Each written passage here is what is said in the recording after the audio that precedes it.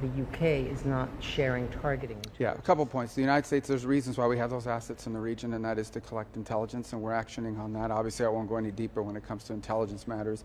I did see a CNN report yesterday. I'm not going to go into great detail than to say that it's a false story. It's a fake story. And what's happening now is people with a business card that has a government email on it become sources because they don't know, they're not even in the know. So they either have an agenda or they want to make themselves important. And it's been a plague of story after story that's either inaccurate or misleading, and that falls in the category of both. That story does. Is it your assessment that Russia does not really want peace?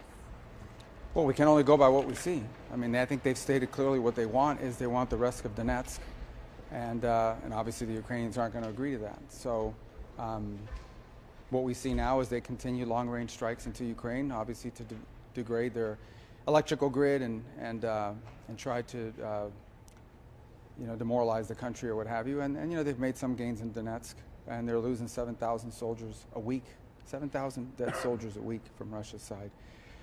So as of now, I mean, that's the assessment we have to make. They've made a demand that Ukraine can't agree to, and so we're sort of where we are at this point. Mr. Secretary, I was told by the European representative on foreign policy, Kaja Kallas, that it was discussed, the Venezuela military operations were discussed. Not with me. No one raised it. I mean, no one in the meeting raised it. It was raised in meetings. Not with me. They didn't raise it with me. They may have raised it among themselves, but they all came now from CELAC or whatever they were at. But it didn't come up once in any of the gatherings that we had, either last night or today. And will the Saudis get a security deal that is better than the deal that Qatar previously got? Well, we're still working through all that. I mean, obviously, all that will be announced just prior to or during the visit. But we'll have some good agreements to sign with them. A lot of progress has been made since the president's visit there. So we're working through that. I feel good about where it's at. There's still a few things that need to be tightened up. Nothing has happened in this entire process that has impeded our ability to identify drug boats and strike them. Without getting into details on the you mentioned that.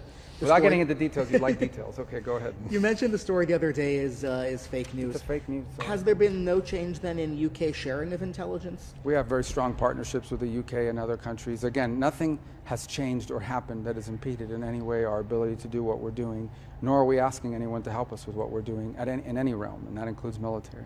It clearly was a terrorist attack, and it was a car loaded with highly explosive materials that detonated and killed a lot of people. But I think they're doing a very good job of carrying out an investigation, and I think when they have facts, they'll release those facts. So, but clearly, I mean, we're aware of the potential that it has, and so we spoke about that a little bit today, the potential that it has to become something broader.